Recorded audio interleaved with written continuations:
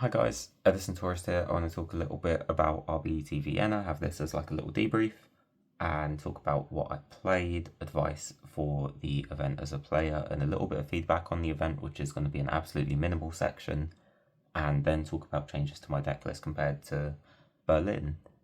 This is not going to be a full deck profile, you can see that on my channel already. I'm only going to talk about the changes here. So what did I play? I played Vienna. I played 4 rounds of main event before I dropped out at 2-2, and that's kind of my first advice point. You don't have to drop at 2-2, and I think the consideration going forwards is that if x2s will always top, is that you don't drop at x2, you drop at x3 in theory, but also you don't necessarily drop at x3 because you have to consider you've travelled all the way to the event, you've paid for maybe trains or flights or accommodation, and there's a very real argument for just playing it out. When I was in Berlin, I was 4-2 after 6 rounds. There were 2 rounds left to play, and I lost round 7. So I was 4-3, I couldn't top, but I'd come all that way, and I wanted to get like a standing anyway. So I decided to play my last round. I went 5-3. I think I came 70th in a pool of around 330 players, so I was really happy with that. I think, yeah, x3, unless it's close to the end of the event, then you can consider, do I want to play it out or so on. You can treat it as more experience. The games will be super laid back as well, in the sense that you're still playing to win, you're still playing to do well. And that's another point. Your opponents, I find at least my opponents have all been lovely across both RBETs, so it's still nice to just sit down and play some Yu-Gi-Oh, you know, with someone from maybe a different country or a different city, and everyone's really polite. So that's my experience at least.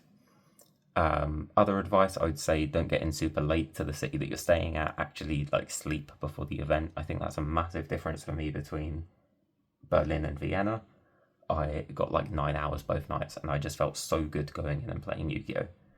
And I had food with me, so I could always top up. That's another thing. Like, they sell food at the event. They were selling toasties at a pretty reasonable price. But I think the comfort of just knowing I have some snacks in my bag, I have like a smoothie and some water and so on in my bag as well, and some fruit. It's just good. Just have some stuff on hand as well, that if you've got time between rounds, you don't want to wait for a full meal. I think that makes sense. Stay topped up.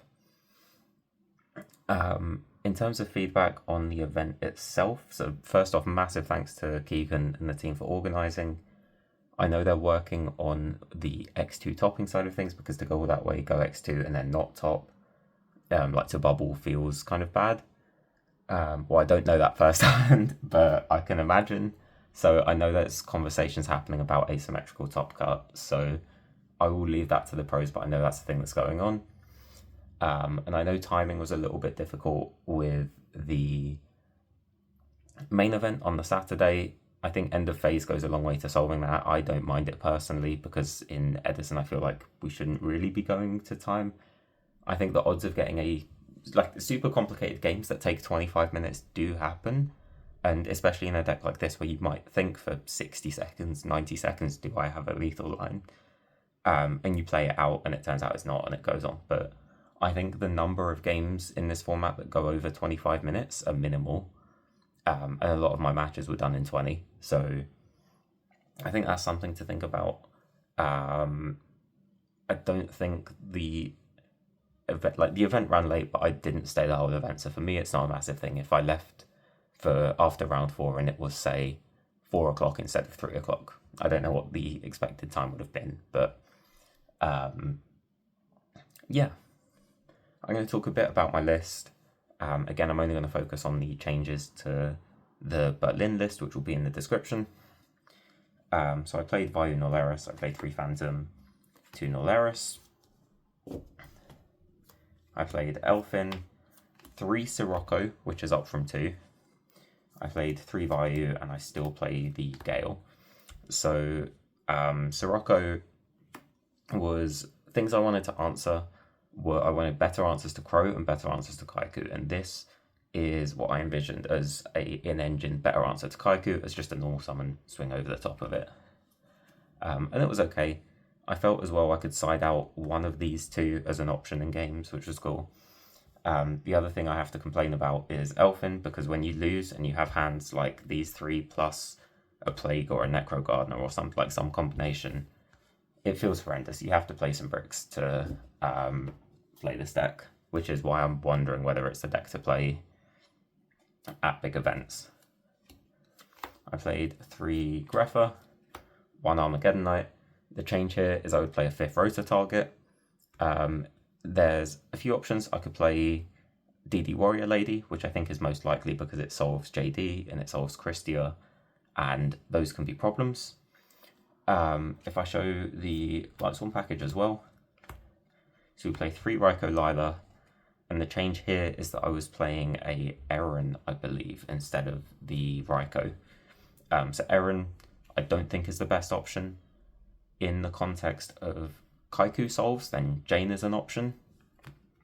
And if we move away from talking about Rota targets specifically, but still want to talk about Kaiku solves, then Hamster is the other obvious one because we're on Raikou.